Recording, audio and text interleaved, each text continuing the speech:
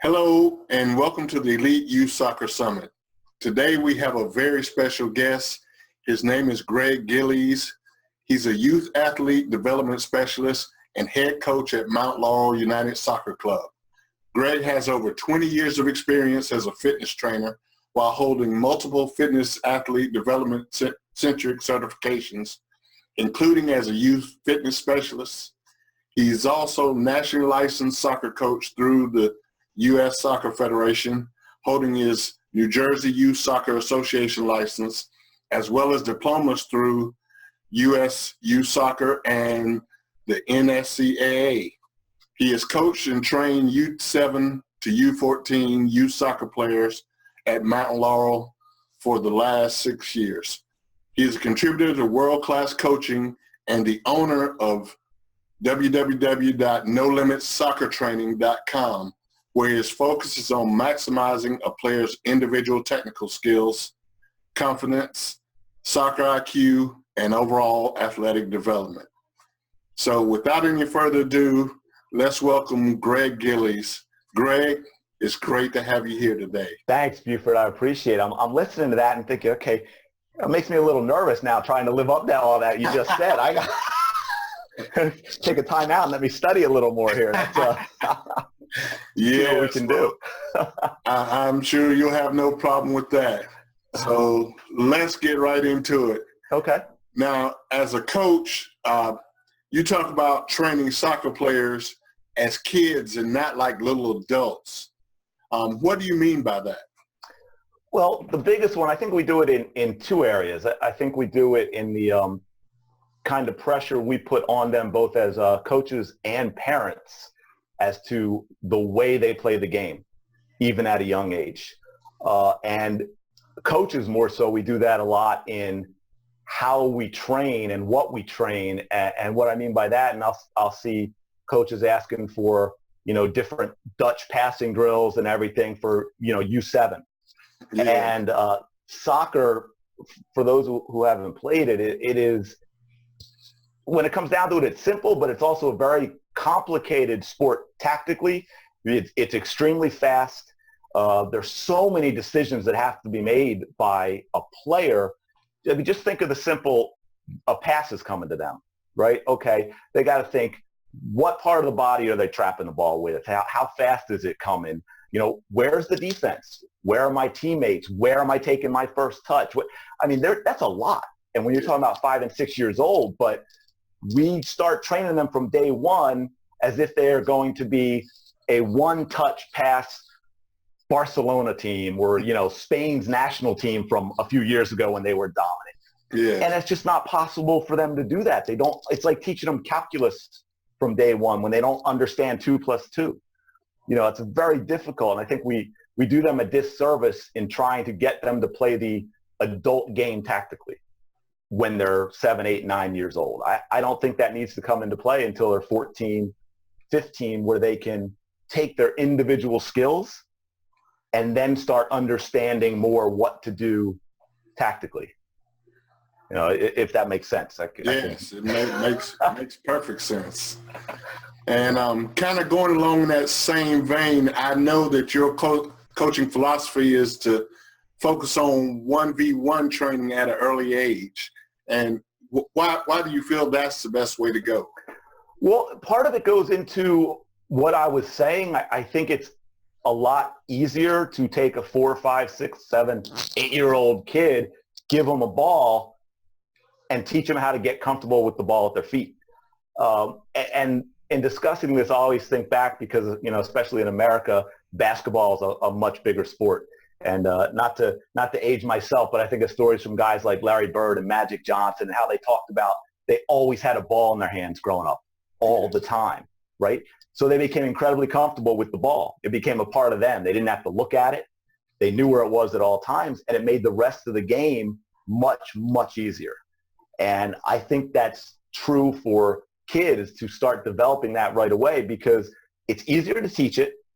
Like I said, they get overwhelmed with tactics, and yet I think it's much harder to master, which means if you're not teaching it from day one and you're teaching them 1 and 2 touch passing and then they're 15, you're not going to teach them to be a good 1v1 player at that point. I think we kind of have it a little backwards in how we teach the game of soccer. I think you can if you teach a player 1v1 skills and you teach them how to finish, right? And we talk about America's never had a great 1v1 player, like on the national team level. We've never had your Messis, Ronaldos, Pele's, and so on and so forth. But we don't teach that. I can look at these youth teams I see out there training, and they're never on a goal. You see them with the little pug goals and passing drills. You never see them finishing. And if you can teach them to play 1v1 and get comfortable with the ball and teach them to finish, the rest of the game is going to be so much easier. If they can finish, they can pass, right? You look at the great 1v1 players, they're also great passers. They're not being a great 1v1 player does not mean being a ball hog, which I think in America, that's kind of how we look at it. Yeah. But, Ronaldo, Messi, Neymar, these are phenomenal passers who rack up a lot of assists because they break down the team 1v1. So they get the defense all out of position because guys have to help. And if they don't have a chance to score, they lay off a simple pass and somebody else taps it into the goal. And it's a lot easier to take a team of great 1v1 players and as they become teenagers and they can understand more the tactical game to teach them that. I'll take a 1v1 player with the opportunity to teach them to be a one-touch passer. I think that's a lot better than taking a kid who's never done anything but one-touch pass and then try and turn them into a good 1v1 player. And the game ultimately, and I think it was Anson Dorrance down in North Carolina, heard him say this a lot, ultimately the game is 1v1 all over the field. And if you win the 1v1 battles, you're most likely, now, soccer's a little unique, but you're most likely to win the game. I just think we don't emphasize 1v1 enough. We don't emphasize ball skills enough. I was reading in something recently where I think in the Netherlands in their youth academy program, that their players get something like 10,000 touches a day, 6 days a week. I don't think our kids in America get 10,000 touches a season, Buford. Yes. They're just not that comfortable with the ball, right? Go watch a youth game, even the younger kids, and their dribbling and attacking is, well, if I'm fast, I'm going to go at that defender. I'm going to take one touch a little to either side of them that's more like a self-pass, and then I'm going to beat them to the ball, right? They don't learn to control the ball under pressure, whether one or two players are coming at them, and just be able to keep the ball, not necessarily dribble through a team, but keep the ball, give themselves time to make a decision. The better you are with the ball, the more comfortable you are, the more time you have in the game, and there's very little time in soccer. And it's tactical too. That's what I mean. It's not just run at the player and try and race by them. There is tactics involved in 1v1. It's just not overwhelming like 11v11 and say, we're gonna make this pass and that pass, and then you make this run and you make this third man run. 8-year-olds are going to look at you like you lost it. They don't know what you're talking about. Yes. All right. So that makes perfect sense to me. Now, this is a big one for me personally, and I'm sure a lot of other parents. How do you as a coach instill confidence in your players? Yeah, that's a big one. And ultimately what I found, if I look at one thing, and this goes back to, I think, a challenge of coaching any team, is the limited time you have, because these aren't soccer players, they're kids. Yeah. They're kids who play soccer, and they're all different. And some are outgoing, and some are shy, and some are very sensitive, and, some maybe you have to reel in the confidence a little bit. And so you have to treat them as people, not soccer players. And and this goes back to what we said before you started recording about the turnover in a lot of teams and stuff. And that makes it very difficult because you have to take an interest in who your players are as people to understand the best way to instill that confidence and to motivate them. As a team, the thing I use the most is I encourage them every single time we play, make mistakes. I said, make them, please, try, mess up. This is the time to do it. I said, I will never yell at you for trying to get better and make a mistake. Go ahead and try and pull off a Maradona in a scrimmage.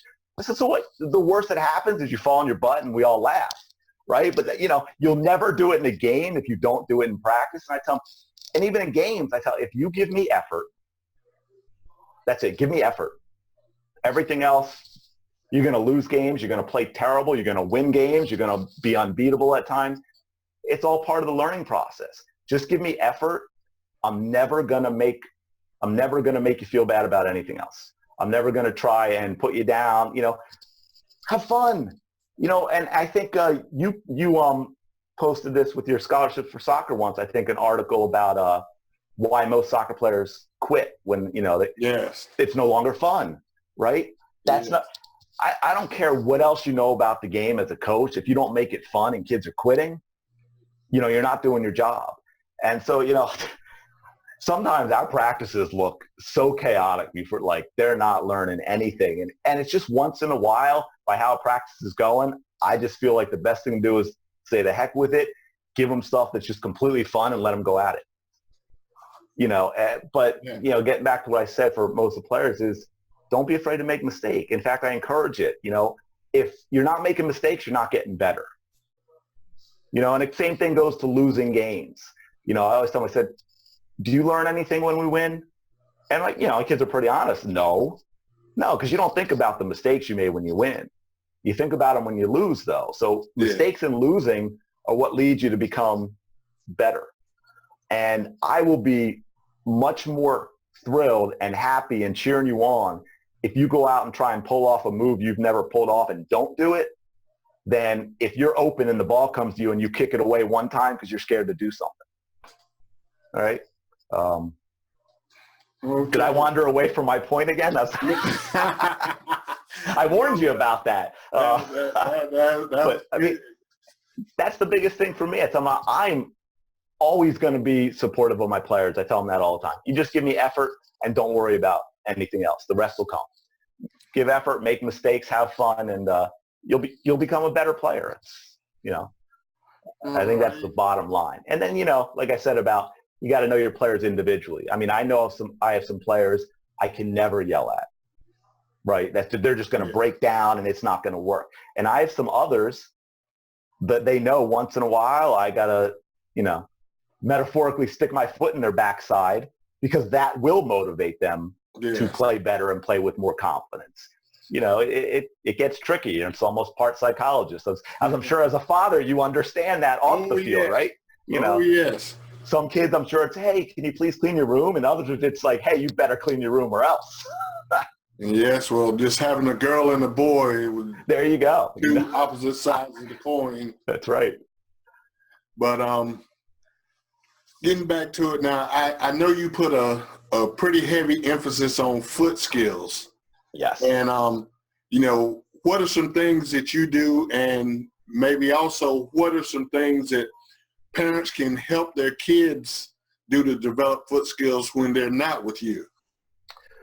Sure. That's a big thing. And real quickly, so I don't forget, because I actually, this type of thing is more beneficial in video form, which is, why we talked about that. So anybody can go to nolimitsoccertraining.com/summit to get videos the videos that we talked about, that actually is just showing some different foot skill drills that the kids can do.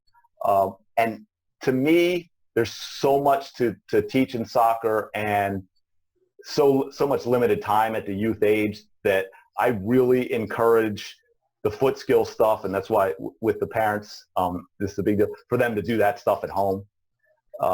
Because, we could spend every practice working on a couple of different foot skill drills, really. So what I've done for my team is recorded a lot of these things so they can learn it at practice, where I can coach and give them feedback. But then, if you're talking about different chops, and they're going to forget them. You go to do them again in practice and they don't know them. So I created the videos for them. And a lot of the foot skills is, and this goes back to what we were saying earlier in Magic Johnson, and being comfortable with the ball. Yes. And so it's a lot of different what I call foot skill patterns, not dribbling through cones.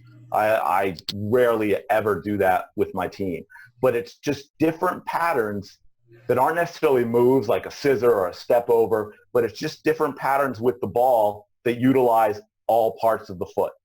Not just left, not just right, not just, inside, outside, but the laces, the sole, the heel, and just doing these different patterns to get them comfortable with the ball so that when they're in a game and it's fast moving and a defender's coming, they're going to just automatically, a little pullback with the sole or a little touch with the outside of the foot that they don't think about anymore because they're getting those touches. It goes back to what I mentioned earlier about the number of touches they get in the Netherlands with the youth program, which is a big problem in this country with soccer. And I was talking about this with a parent from another team at MLU, like U9. He's from Italy. He's Italian and grew up there. And we just started talking about the difference culturally. And like basketball here, everywhere else, these kids have a soccer ball all the time. Right. And they're playing unstructured all the time. They're getting lots of touches. There's no coach to say, don't do it like that, do it like this, which also leads to another huge thing that you don't see in American soccer, and that's creativity with the ball. Yeah. Right? Everything in American is very structured with our soccer. Do this, do that. There's no room for the kids to experiment and try. And you see that in the 1v1 play. It's just not there. Even the women who are number one team in the world, on the women's, with the exception of, say, Tobin Heath, you don't see a lot of creative soccer. Yeah. And that's because they're not playing. They don't play. They don't come home after school and play. They don't get together and play, which makes getting with a ball very, very important. And one thing I've done with that, sometimes you have to get creative, is every once in a while I create challenges for the girls. Who's going to get the most touches at home this week, or do 1,000 touch challenge. Okay. Every day you got to get at least 1,000 touches on the ball for the next 7 days. And the actual touches and stuff, like I said, the video is a lot easier to show them, for them to see that, but it's very, very important to get those touches on the ball. And most kids don't. And I think you see that in the play. Yeah. There's very limited 1v1 play in youth soccer, other than a kid who knows that he or she is a superior athlete. Yeah. Right. But it's not creative 1v1 soccer. It's let me run at this person, take a touch, and I'm gonna fly by them, So. All right. Now we're going to get into maybe a little touchy subject, but what are some misconceptions that you see that us as parents have about soccer? Wow, a couple of, and we talked about it a little bit. I think the big one also for parents in watching is, especially parents that haven't played, is they want it to look like the way the adults play. Yeah. And even to that, even more is there are a lot of different ways to play the game when you start getting into tactics. And for whatever specific reason, a coach might want their players to do a certain thing. And the parent, from what they've watched, or even if they've played a little and know, that's their kid. And in a game, they might want their kid doing, thinking they should be doing something else. And so they, like we mentioned before, they shout it out from the sidelines. Well, I or any coach may very well have a player up or back or outside for a specific reason. That may not be the correct thing to do all the time. Maybe we're pushing up, maybe we're playing back for a specific reason. And I think parents, it's not even that they're necessarily wrong, but they might be wrong in that instance for what the coach has explained and is expecting from the players. Yeah. And then the other big thing goes back to, and it goes to an emphasis on winning at the young age and looking at it as, and this is coaches too, right? Coaches, parents, we all have our egos. Okay, let's not fool ourselves, right? So we all talk about long-term development. And yes, that is the key, but the reality is, do we all always look at it that way? I don't think we do. I think a lot of times parents may look at development being winning. Yeah. Right? How can they be developing if they've lost 8 games in a row? Right? And they very well could be, though. it's like one thing I said I would never do with my kids is play kick and chase, which at a young age is a great way to win a lot of soccer games, right? Yeah. If you've got that one superior athlete at age 9 or 10, right? Stick them up top, get a player who can boot it, just keep knocking it down the field, right? Keep knocking it down the field and let them go chase it and get some goals. But it doesn't help anybody. It helps your record, but it doesn't help any of the players develop.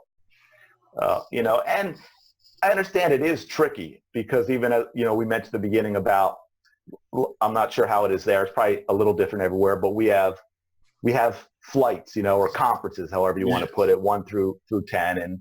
And the rule is, even when they say we don't make the standings public at younger ages, still the rule is if you win your conference, you automatically move up, right? If you're last, you automatically move down.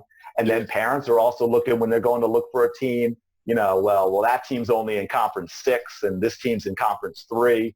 So that's better, conference 3. Not necessarily. Yeah. It may not be the best situation for that kid. Maybe that conference 6 team is developed chemistry. They've been together. They're improving every season. So I think that's a couple of the big things is always looking for, the grass is always greener, right? Always looking for that, well, this club has a great reputation or, they play in this league and not always going to be best for your kid. I mean, any league you play in, at least right, you're going to find competitive soccer. In the years I've been coaching this team and the 200 plus games we've played between, not just my team, but other teams and other games I've watched, I've seen one player, who I said, they should not be on that team they're on because they're too good. Right. And it wasn't even that she was so phenomenal. It was just the other girls weren't up to her skill level, but a lot of parents are always looking for the better team. Yeah. Right. It goes back to, what I mentioned before. I don't think you were recording at the time with the girl I've known who since, U9, she'd be U14 now. It's been to played on 12 different teams. Yeah. It's crazy. You're not helping the kid. She's, I can imagine her closet with all those jerseys and that bill writing the checks for those things. Oh my God. That's 2 teams, 3 teams a season, a new kit for each team. That's rough. All right. Here's a question that I've got that a lot of parents want to know is, what should parents be looking for in a good youth soccer coach, and what questions should they ask the coach when they're trying to find one? A great question, and you definitely want to ask some few important questions, but I think even more importantly than that is if they're interested in having your kid first, have them go to a couple practices and watch those practices. And if you can, even watch some practices where your kid isn't there, because, it goes back to what I said about, it's about development. And we all say that. Yes. But we don't all do that, right? That's not, and so, ask them, what their emphasis is on the kids. How do they help them? What are they looking to do in 2-3 years? Where do they expect the team to be and why? Because like I said, the biggest thing is their emphasis on developing or winning? But that's an easy question for the coach to answer, which is why I think it's really important to watch what they do in practice, not from a standpoint of drills. Look, we can all go grab drills. There are no secret drills, right? I mean, there's a little bit to, okay, how do you structure them and progress them over a season, but there are no secret drills. It's how does the coach interact with the players, right? How do they teach? That's the biggest thing. Are they kid-centric? Is it what's important for the kid, or is it what's important for the coach? And, obviously you ask the coach that, you're going to get one answer. That's why I think it's important to watch. How does the kid interact with the team? How does he interact or she interact with the players? Do they take time to speak to each individual kid? Do they pull kids aside when they see something from that player? Which I think is crucial, because one of the things I see a lot with these teams is they have their trainers besides their coaches, and it's like a factory, and it's a conveyor belt. They bring the kids in, they run them through drills. They may shout out things in here, but they're not really teaching Gotcha. the kids as an individual, you know. Whereas I lose my voice almost every practice, and that's because I'm constant. You have to point out all their mistakes, and not in a mean way. Yes. But because if you continually let them say, run around their left foot, they'll never have a left foot. And that's one of the things I really see missing from trainers and coaches. My players never get away with that. And not in a mean way. I make it kind of fun. Oh, you're so terrible. How can you not use your left foot there? In a way that once they play for me, they understand it's kind of tongue-in-cheek and sarcastic, but it also lets them know. And you have to point out, and again, North Carolina, go back to Anson Dorrance, he's talked about that too, and I saw a seminar that he did, is you have to constantly be pointing out players' mistakes, not in a negative way, but if you don't, they are not going to learn. Yes. And it's just like teaching your kids and other things. You got to do it more than once. It may be a couple hundred times before they start getting it. And you're going to get how they approach that more by watching a practice or two than you are from asking them what they do. Because to me, it's more important that the coach take an interest in the kids. Yes. Than they take an interest in being a coach and, enjoying it, thinking it's cool to wear the trainer on the back of the shirt or the jacket and just sort of running them through drills as a collective group as opposed to a bunch of individual kids who want to get better at soccer, and want to learn. And a coach needs to take that time, especially at the young ages, to talk to each one, to coach each player. And you're not going to get that asking questions. I think it's important they're important too. You'll get a vibe for who the coach is. And I think that's really crucial for us as coaches to understand that a lot of what we coach, if we do it right, any sport too, not just soccer, is going to serve them in life. Yes. None of them are going to play soccer even if they're become the best player in the world, by the time they're 30, 35, they're done. Yeah. Right? So you hope they learn a whole lot of things, which I think is one of the great things about sports when done correctly. This goes back to crazy coaches and crazy parents. You do it correctly, they learn so many things that's so important to who they become as a person. And I know this is Elite Youth Soccer Summit, but I'm a big believer in training. They can become elite if you're teaching them the right things. Yeah. As a player, but also as a person, they're going to become elite because you get those things we talked about, like confidence, right? Self-esteem that's earned. Yeah. As opposed to you're the worst player in the world, but I'm going to tell you you're the best. And yes. Those are important traits. The self-confidence, interacting, how to deal with others. They're going to have all kinds of teammates, and you have to figure out a way to work together. But that's true in life too. So after that really long diatribe, I think the biggest thing is to ask the coach if you can watch. If they have an issue with you watching, I think that's a red flag right there. Yes. And because we have a club like that near us, you go to that, parents cannot watch. They can't be within like 100 yards of practices. You cannot watch, even from the car in the park, you can't watch the practices. Wow. Yeah. And we're talking about, 9, 10, 11. I have a problem with that. If your parents can't watch, and I'm not saying they should be 10 feet from the field so they can disrupt it, obviously. Sure. But, especially with a new coach and new team, they should be able to watch and see how their kid interacts with the other kids and how the coach handles his or her job in coaching. Yes, I would think so. I'd have a problem with that. Yeah. Yeah, I was surprised. I know somebody who took his kid there last year, and he was like, can you believe we can't see anything? We can't see practices. We can't contact the coach. All right. Well, Gregg, I know you're very busy, and I don't want to hold you. I certainly appreciate you coming on and talking to us. We've learned a lot today, and hopefully we'll be able to do this again very soon. And absolutely, I enjoyed it. I appreciate you. Yeah, I appreciate you having me on. All right. Well, you have a good evening. And hopefully we'll see you soon. And I'll have a link there for the videos, and Okay. all of you guys should check out the videos. I've watched them. They're fantastic. And this summer, my son is going to really get touches on the ball, right? Yes. Yeah. All right. Well, Greg, thanks again, and I hope you have a great evening. Thanks, Buford. I appreciate it. You too.